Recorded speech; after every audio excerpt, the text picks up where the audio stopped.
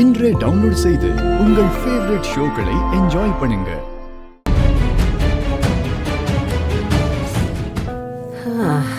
மருமவளே, அத்தை உட்காரு உட்காரு உட்காரு. மனம் என்ன வந்துகிட்டு இருக்கானா? இல்ல அத்தை. சரி, அவனுக்கு முதல்ல போனை போட்டு வர சொல்லு. ஒரு முக்கியமான விஷயம் பேசணும். பாண்டிய பத்தி அத்தை, நீங்க வேற அந்த கம்பெனி ஆளுங்கிட்ட பணம் தரேன்னு சொல்லிட்டீங்க. அத பத்தி மனோக்கு எதுவும் தெரிய வேணாம். நான் வர சொன்னது அவன் கல்யாணத்தை பத்தி பேசுறதுக்கு. பொண்ணு எதுவும் பாத்திருக்கீங்களா அத்தை? முன்னாடியே பார்த்த பொண்ணுதான். யார சொல்றீங்க? உனக்கும் உன் பிள்ளைக்கும் பிடிச்ச பொண்ணுதான். அன்னைக்கு போய் பார்த்துட்டு வந்தமே, அதான் ஒரு மாதிரியா பேசுற பொண்ணு. தேன்மொழியவா சொல்றீங்க? அந்த பொண்ணையே மனோவுக்கு கட்டி வச்சிடலான்னு நான் முடிவு பண்ணிட்டேன். என்னத்த திடீர்னு? அது மனோக்காக கண்டி மட்டும் இல்ல, பாண்டிய காப்பாத்தணுங்கிறதுக்காகத்தான். பாண்டிய காப்பாத்துறதுக்கா? புரியல அத்தை. அவங்க 2-3 லட்சம் பணமும் 10-20 பவுன் நகையும் போடுறதா மலர் சொன்னா. அத வாங்கி பாண்டிக்கு கொடுக்க வேண்டிய காசை அந்த கம்பெனி ஆளுங்களுக்கு கொடுத்துருவோம். 30 நாளைக்குள்ள பணத்தை கொடுத்துறேன்னு சொன்னேன்.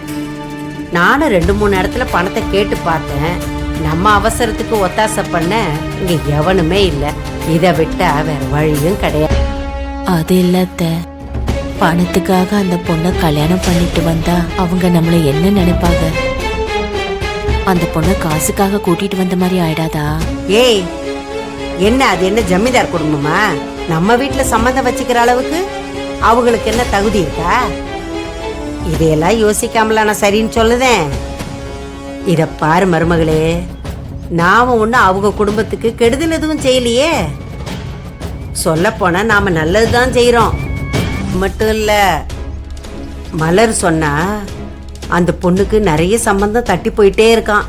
பாக்குறவ எல்லாம் வேண்டான்னு சொல்லிட்டு இருக்காங்களாம். நாம பெரிய மனசு பண்ணி அந்த பொண்ணை ஏத்துக்கிறோம்ல மருமவளே. சொல்ல போனா இந்த பணம் எல்லாம் ஒண்ணும் இல்ல. மனோ அந்த பொண்ணுக்கு வாழ்க்கை கொடுக்கறான். அது அவங்களுக்கு என்ன கசக்கவா போகுது? இத பாரு, நாம அவங்களுக்கு ஒரு நல்லது செய்யறோம், அவங்களால நமக்கு ஒரு நல்லது நடக்கும். அப்படிதான். இதுல தப்பு சரின்னு எதுவும் கிடையாது. நமக்கு எது தேவையோ அதுதான் சரி. கல்யாணத்துக்கு அப்புறம் நகையை வாங்கி வித்துட்டா அந்த வீட்டுல என்ன நினைப்பாங்க? அவங்க ஒத்துப்பாங்களா? அதெல்லாம் எதுக்கு அவங்க கிட்ட சொல்லணும்? நகையை விற்க போறோம்னு அவங்க கிட்ட சொல்ல வேண்டாம்.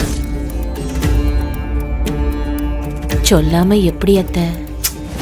சொல்றத கேளு. கொஞ்ச நாள்ல மனோ வீட்டு கடனெல்லாம் அடைச்சிடுவான்.